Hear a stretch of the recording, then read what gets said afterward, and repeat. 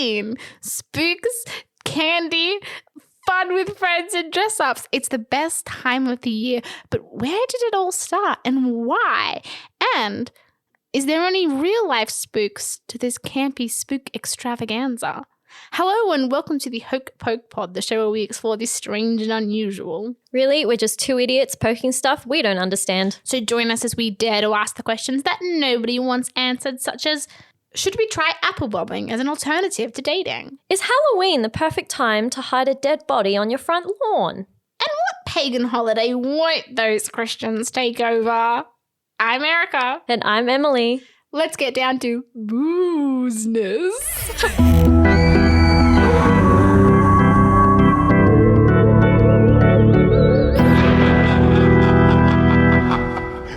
That was a good one. I'll give it to you. Thank you. It's Halloween. We can't go wrong. Happy Halloween, everybody. Happy Halloween. It's the spookiest time of the year. Inarguably best time of the year. Best time of the year, hands down. Even if you're not a believer. It doesn't matter. It's a lot of fun. Halloween is the best holiday. Maybe tied only by Eurovision. But really, Halloween takes the cake. It's just so fucking good. And I think it's one of those holidays that doesn't sort of de-age as you get older. It's good when you're 5 and it's good when you're 25 and I assume it'll good when I'm 85. I hope so. And I'll dress up like as an old lady when I'm an old lady just to confuse people. Ooh, okay. I love that. I don't think it will confuse anyone. Just actually, that's a really dumb idea. There's a very stereotypical old lady over there. So I'll make myself look older.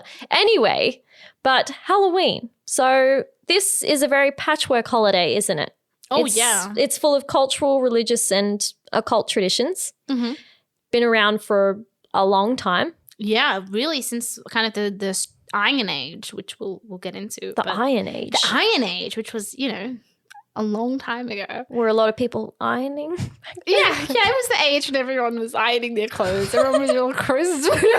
Look, there's been weirder phases. It refers to the tools that we were using at the time, stone, bronze, iron. And then eventually, washing machines. But the Iron Age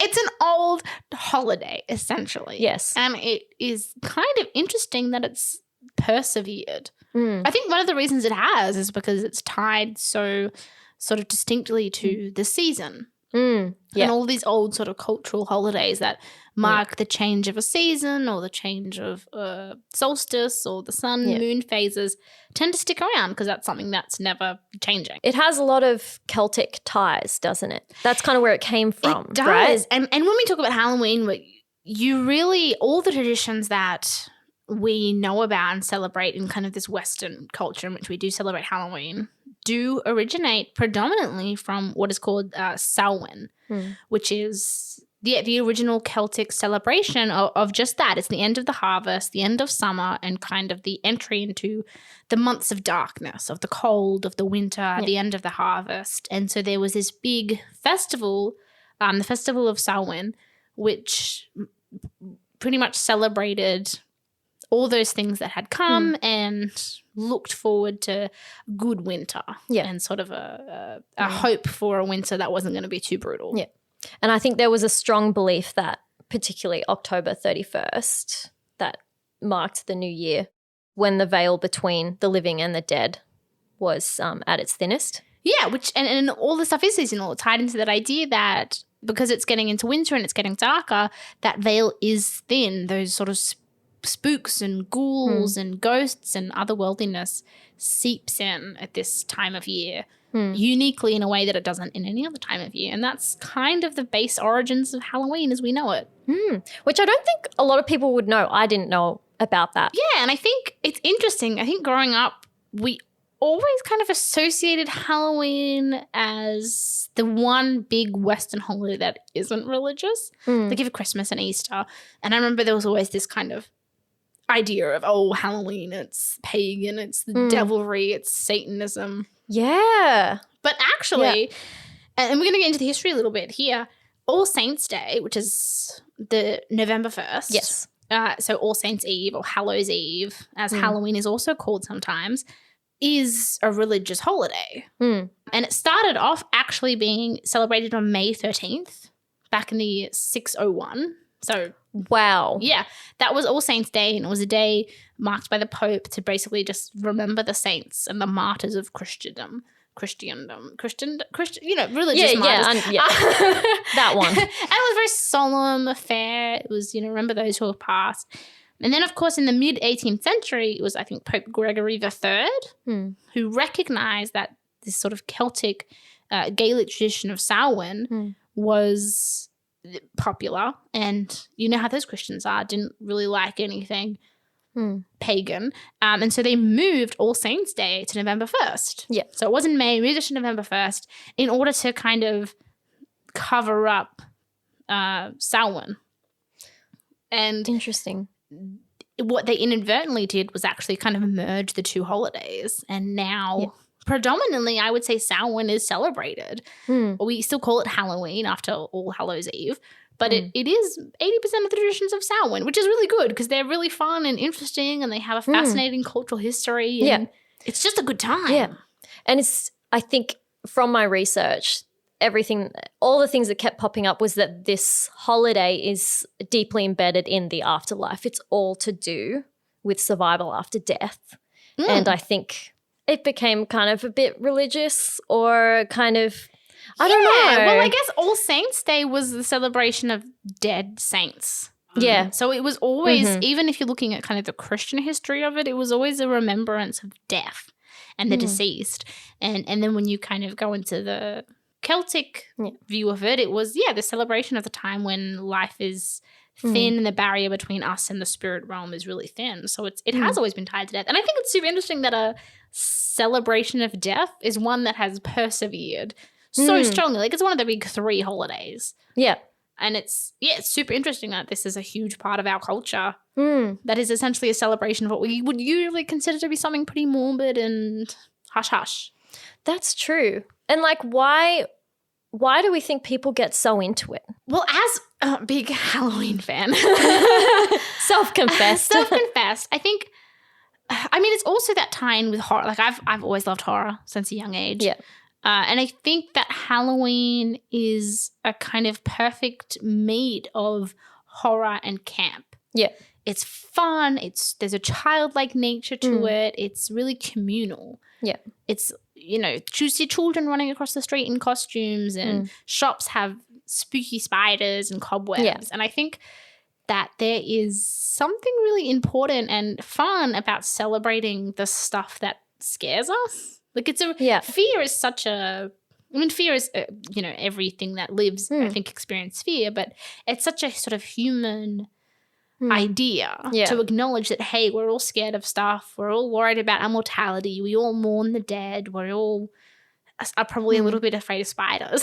Like let's acknowledge that on this one day and not just acknowledge it, but celebrate it and kind of bring this trivial, jovial aspect to what is scary. That's true.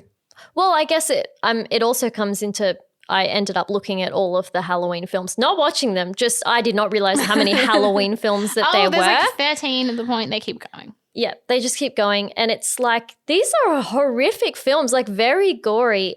And it just makes me think, why do we love to feel scared? Is Halloween part of that? Do we just love to feel scared? I have thought a lot about this question and why we like to feel scared. And I think it's this idea of being able to experience these intense emotions, but in a controlled environment. It's like the adrenaline and the flight or fight response that you get when you experience something scary, but in a way that you can just go, hey, if it's too much for me, I can just turn the movie off, or I can just leave the ghost tour. You know what I mean? It's this way of going. Sometimes you can't. It's this way of going, hey, these feelings are fun and thrilling and exciting. And I don't know. Horror is fun. It's fun to be scared in a way that you can control. Yeah. And it also goes into a lot of the unknown. There's a lot of stuff we don't know. And that's kind of fun too. Yeah, that's true. I guess it is surrounded in a lot of mystery. Yeah. And I think everyone, even if you're the most hardcore skeptic, I think on Halloween everyone's a little bit. a little bit able to believe in ghosts. I remember one Halloween, we went to this graveyard. We were 15 and we went to this graveyard and with a bunch of us, and none of us believed in ghosts. But someone saw something in like this crypt, and suddenly it didn't matter at that moment how much I didn't believe in ghosts. Yeah. Everyone was genuinely terrified. Yeah. And that's something so like freeing about that, I guess. I don't know. Like I think it's this ability to go, I'm going to just believe in this other world for this one night. I don't know. Maybe this is speaking I think that's very exciting for a skeptic. Yeah. What about you? What about a believer? What's your sort of catch for Halloween? I don't think I would go to a graveyard at Halloween. That sounds like a recipe for disaster. More so when things happen, I just go, yep, that's But you like Halloween, so I guess what's the draw for you? I still very much get scared. Yes, if I think that if there's a spirit around, I do very much get scared because that's definitely unknown. But for me, Halloween, I don't know. Yeah, it is. Well, my memories of it are just going door to door in our neighborhood getting candy. The chocolate is such a bonus. Let's not underplay the bonus of just like being able to get food from strangers. I think that's instinctual. I think as I've gotten older, getting more creative with your costumes is the most fun part to me, I think. Yeah. But, I think it's also a good time to watch scary films.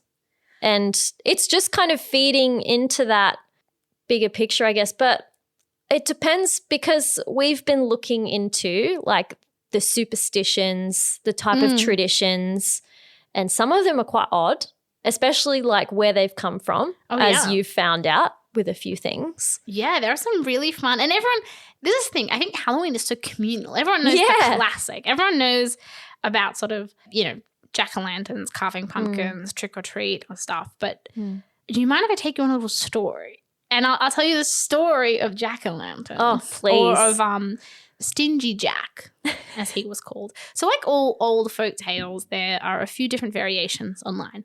So this is just one. The details change depending on where you look. But essentially, Stingy Jack was a drunk and a bit of a con man. And he loved to gamble and he loved to drink. By all accounts, Stingy Jack was a little bit of a sort of cheeky guy. And one of these stories is that he was at this bar in his town one night and he was gambling and he was drinking and he was losing pretty badly until eventually he'd sort of spent all of his savings and he owed the people in the bar money. He couldn't pay it, of course. So he goes out into the street and he summons up the devil. And he says, "Hey, devil, you love trickery. You love pulling the wool over people's eyes. I've got this incredibly cunning plan. You can turn yourself into anything you want. So turn yourself into this coin, sit in my pocket, and then I'll repay the people in the bar the money you owe them. Then you can turn back into the devil and I'll have gotten away scot-free. You'll have gotten to play this fun little joke on everybody and they'll be out of money." And the devil, being the devil, was like, "Yeah, this sounds fun. Sure." So he turns into a coin. And Stingy Jack. Wow, he's really up for just some random I guess this was fun. the olden days. Maybe not much was happening, but the devil was down for this. The devil plan. likes pranks. Cool, good to know. So he turns into this coin and Stingy Jack puts him in his pocket. But he also puts a silver cross in his pocket and then using some twine binds the coin to the cross. Of course, the devil doesn't like crucifixes or silver. No. He's kind of like a vampire maybe. And so he can't turn back into the devil. So Stingy Jack has trapped the devil in this coin. Wow. He's like fixed all of the problems really by doing that. He just kind of carries the devil around in his pocket for a while. And now there's a few different versions. In some versions he releases the devil and traps him again a few different times. But essentially he says to the devil, "I will free you on one condition. Yeah. That you let me live my life. And when I die, you cannot take me to hell." Yeah. Now, the devil, desperate to be freed, agrees. Stingy Jack has outsmarted him. It's fair. He releases the devil and they both part ways. Stingy Jack goes on to live his life. And eventually he dies, as all people must die. But when he dies, because of his sort of devilish deeds and mischievous nature, God decides he can't possibly let this man into heaven, and he bars the gates. Oof. But Stingy Jack, Sad. who made this deal with the devil and who the devil keeps his word, is not allowed into hell either. Hmm. So instead, the devil gives him a candle, and Stingy Jack grabs a turnip, which was his favorite vegetable, and carves a lantern out of this turnip and places the candle in the turnip and is doomed to walk across the earth for all eternity, trapped between being alive and being dead and unable to go to either heaven or hell. So instead he walks the earth, haunting everybody with his lantern made out of a turnip. Wow. And that is traditionally why we started to carve jack-o'-lanterns, as a tribute to Stingy Jack. To Stingy Jack, who's somehow haunting all of us without us knowing. Yeah, he wanders the streets, and we carve turnips or pumpkins now because they're more sort of seasonal to America where this took off. Right, yeah. Stingy Jack originated from Ireland, but we turned into pumpkins when we came to America. Yeah. And that's why we carve jack-o'-lanterns for Stingy Jack. Wow. Yeah. Just like what, to carry him around or to show him the way or? Just as a sort of in honor of him. And on this day in which the veil between life and death was thin is when Stingy Jack, of course, would be able to wonder much clearer. So as memory of the man who outsmarted the devil but was therefore trapped to walk the earth for all eternity. Wow. Poor Stingy Jack. Poor Stingy Jack. But what a fun story. That is a great story. And I came across a superstition that happens at Halloween that says it advises people you should probably carry around a carved pumpkin to ward off evil. So Stingy Jack is warding off the evil for us. Stingy Jack, or are we warding off Stingy Jack? He seems more mischievous I think than he's evil fine. to me. Yeah, I'm not that bothered by Stingy Jack. He seems like maybe he'll nick my wallet at the bar, but he's not gonna harm anyone. I feel like he probably is warding off evil if he tricked the devil and tried to trap him in a coin. That neither heaven nor hell wants him, so I can't imagine the demons are particularly thrilled. Yeah, no, that's true. Yeah, so maybe we carry lanterns around to fool them into thinking that we're Stingy Jack. Maybe we're protecting him. Oh, maybe Stingy Jack's our buddy. Because there's so many lanterns that the demons don't really know which one is the real Stingy Jack. Yeah, I love this. Well, that is kind of where costumes came from, right? The idea of tricking the devils. It was to trick the dead, to ward them off so that they wouldn't try and take your soul. Although I find it hard to believe that human spirits would take your soul. That sounds more like a demonic thing. But it's to confuse the dead. So they think we're devilish and demons ourselves because we wear these masks. So I really don't know what goes through their non-existent brains. Well, I guess the point is make sure your Halloween costume is scary. Because if you just dress us like Bob's Burger character, that's not going to trick any fucking demons. You know what I mean? Yeah. Do not wear the shirt that says this is my costume. You're not funny. No. Get a real costume. Get a real costume and make it spooky, God damn it. I'm tired of people not dressing scary on Halloween. I'm tired of it.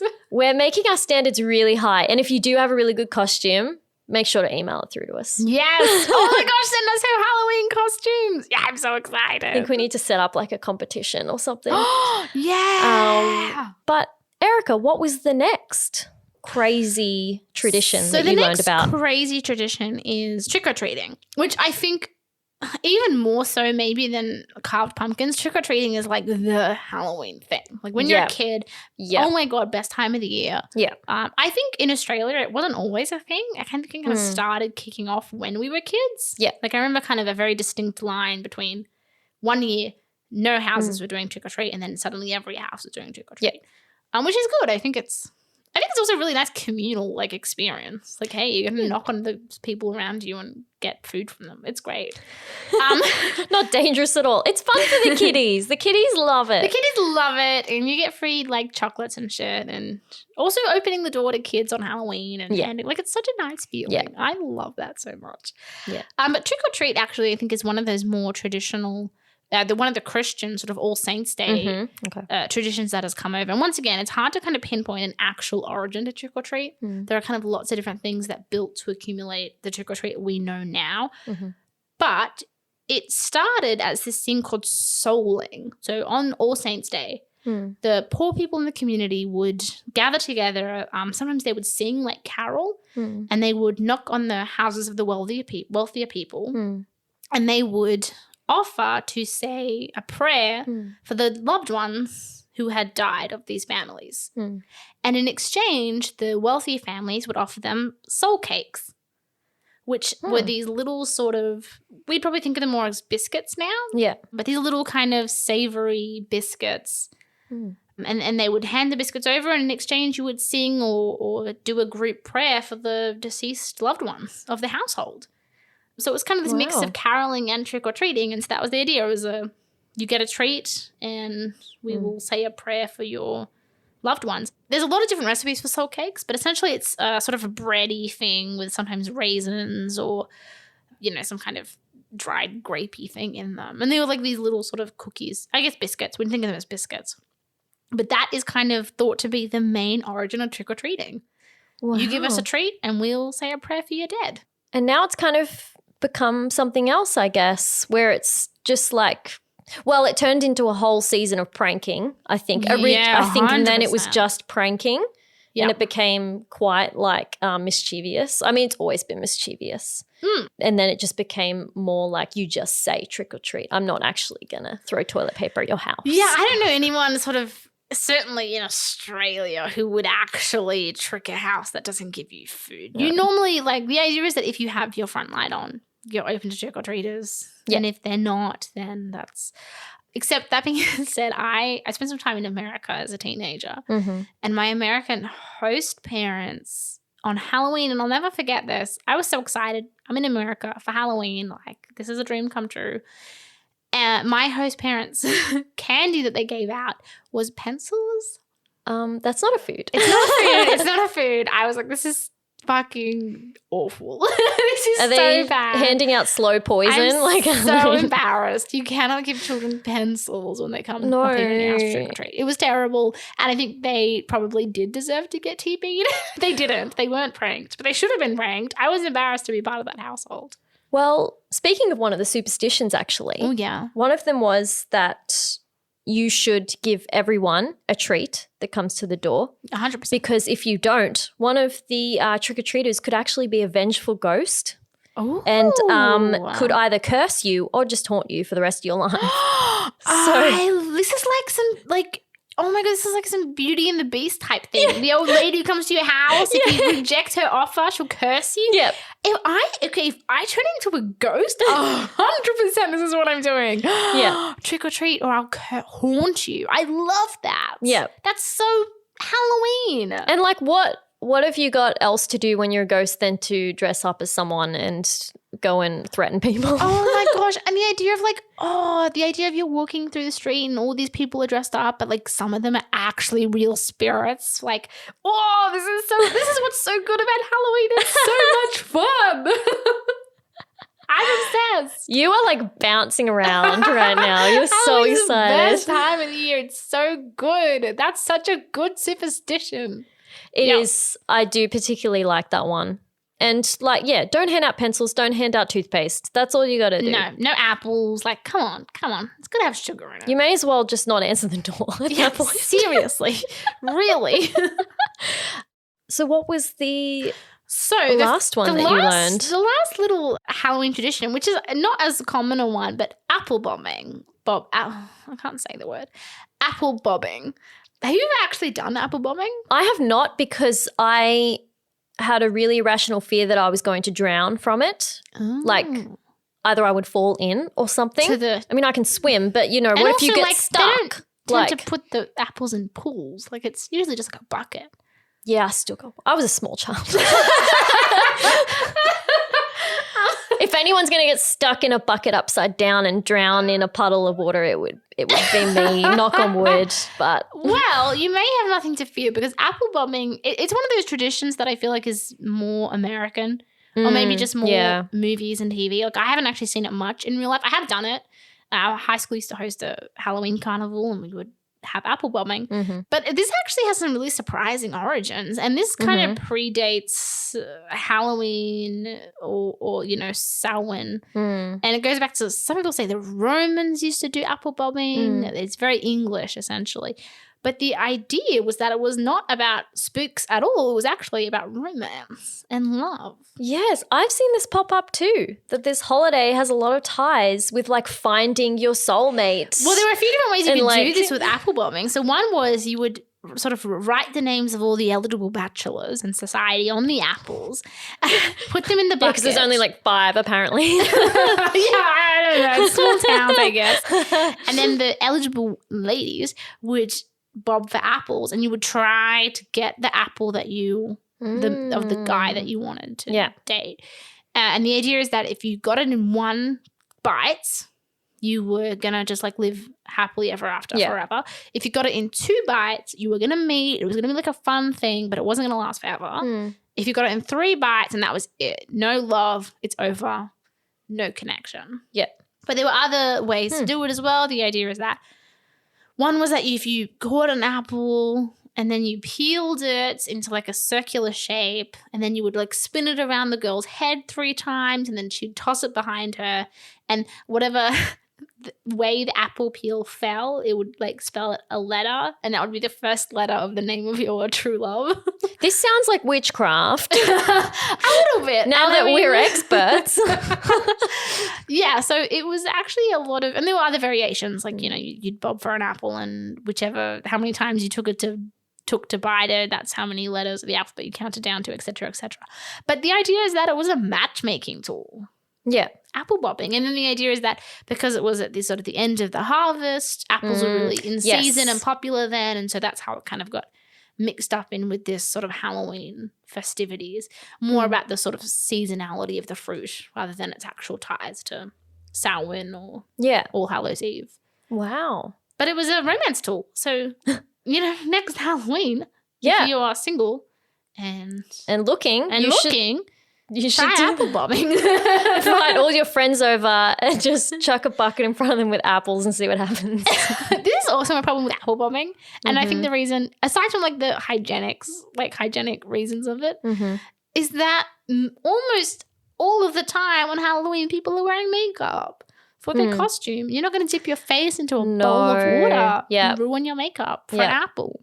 Yep, I'll never forget the Halloween that I went as Elphaba from Wicked. Oh, and yeah, it was that was a very good costume. That was a difficult thing to do. The You green looked paint. great, though. Green paint took a very long time to come off. But anyway, We made it work. thank you. Yeah, I used a sun hat instead of a witch's hat. You know what? It's fine. It's fine. We figured it out. It worked. It was fun. Would you like to hear about some of the really crazy superstitions and beliefs? So much. I've been so on board with the ones you've given so far, so I can't wait. Some of these are absolutely out there. Let's do it. So, on Halloween, there are omens everywhere. Apparently, you should always be on the watch out for Black omens. cats, that kind of thing.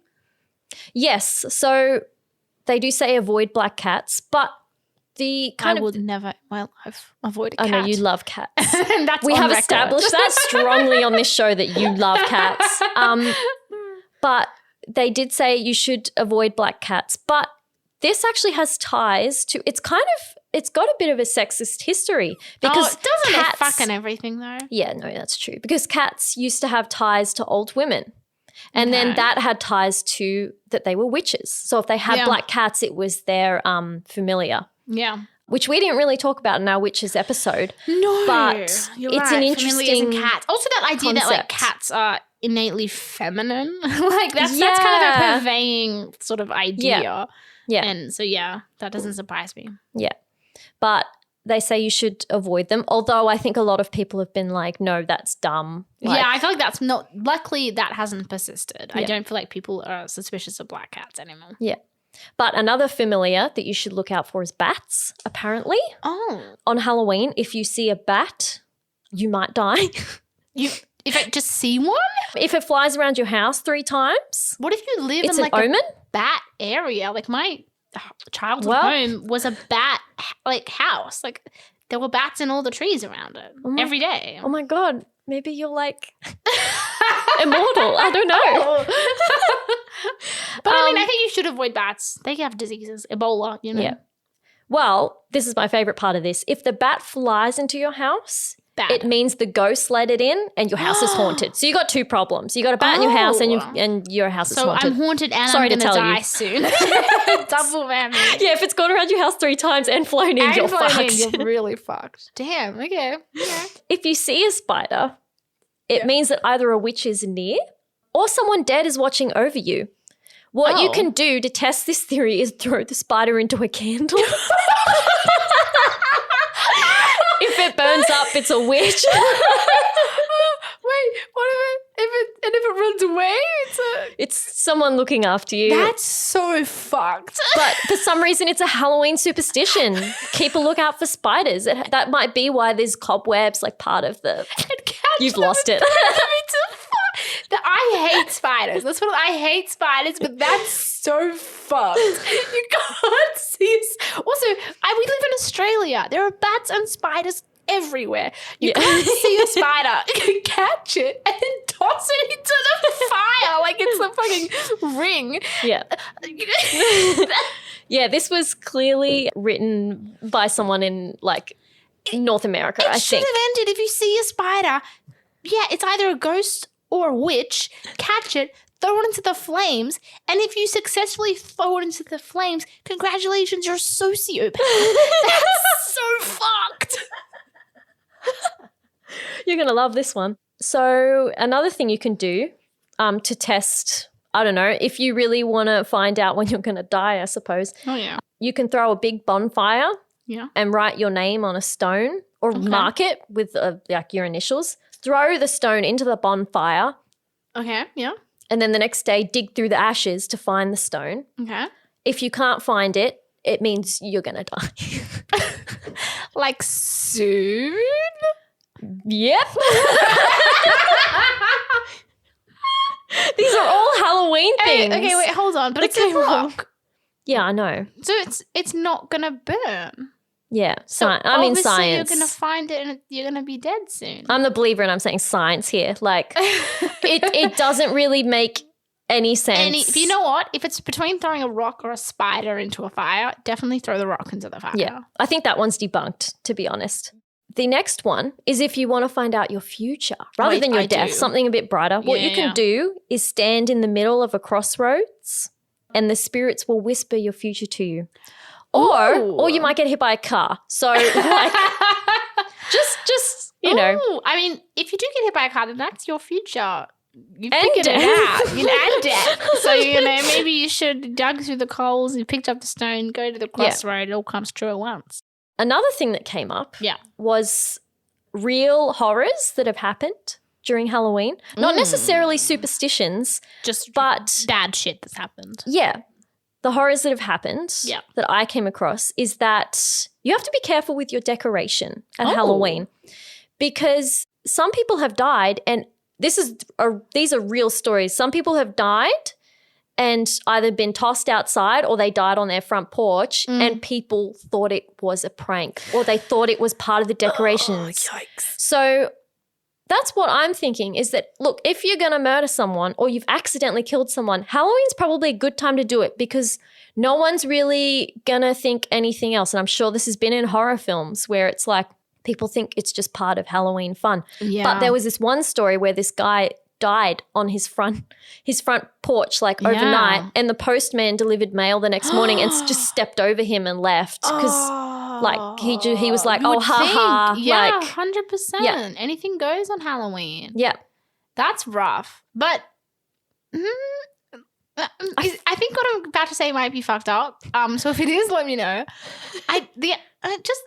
Dying and being just for like a couple of hours a Halloween decoration, I don't hate that legacy for myself. Like, That's a good point. If I die, I could be a Halloween decoration. I wouldn't mind.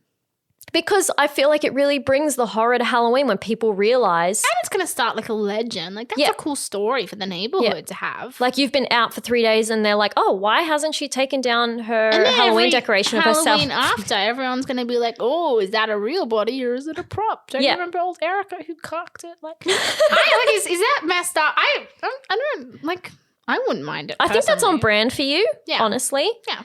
I feel like, so, all right, a bit of a verdict here, but which might be going off topic. So Halloween is probably good time for murders, bad time to die because you're dealing with a lot of spirits. You know what though? I would probably say any day is a good time for murderers and a bad time to die. You know, I don't necessarily think that that's holiday specific. Again, this could go on a T-shirt. I'd like to die on Halloween. If I'm going to get murdered, Halloween is the night to do it. I'm in a cool costume. It's going to be like aesthetically much better. Like it's going to play into some sweet legends, local legends. Good God. If you're planning on murdering me, please make it Halloween. Good God. Okay, speaking of superstitions, I just need to like Only knock on if wood. you're going to murder me. If you weren't planning on murdering me before this, don't do it. But if you were already planning on the murder, maybe reschedule. You heard it here first, folks. You need to reschedule. I just love Halloween so much. If I was going to die on any day, I wouldn't mind it being Halloween. Is this bad? Is that your verdict? That's my verdict. I don't mind it. I like it. Good God. I feel like this is bad. I love it. I love how much I'm finding out about you. Like, because you would just say, oh, Halloween, I love it, treats. And now you're just like, you know what? I want to die. I would die for Halloween. I would die and kill I would die for Riley. That's it's a good time.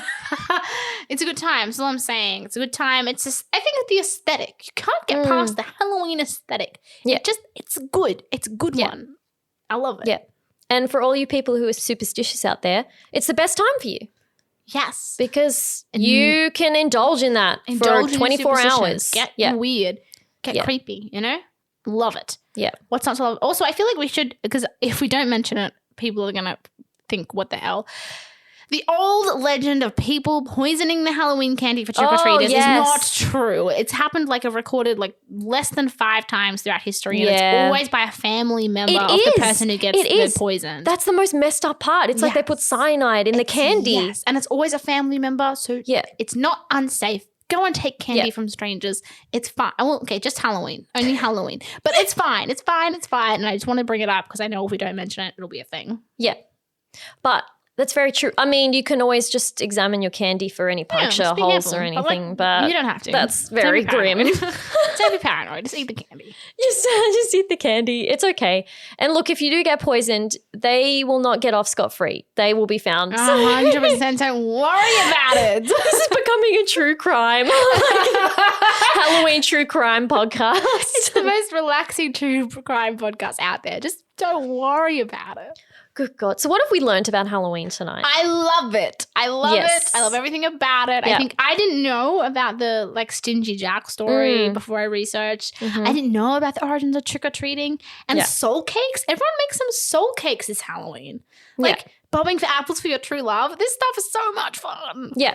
And we've learnt Christians can't take everything. You know?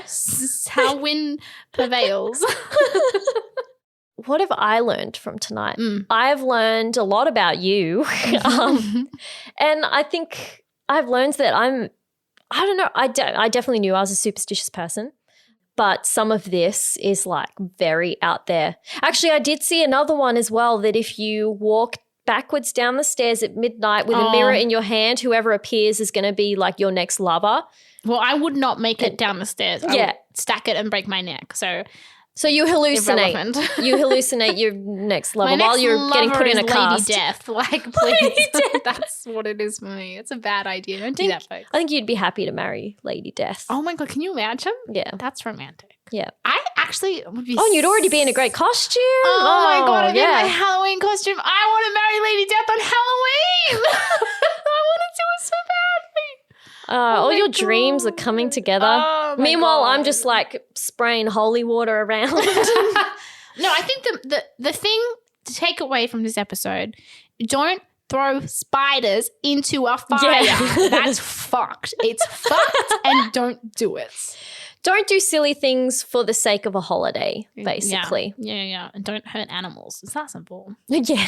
Don't burn animals alive. Yeah. Just go out there, get a good costume. Promises you'll get a good costume. A scary one. Get that candy and just have fun. Have a good time. Happy Halloween. Happy Halloween.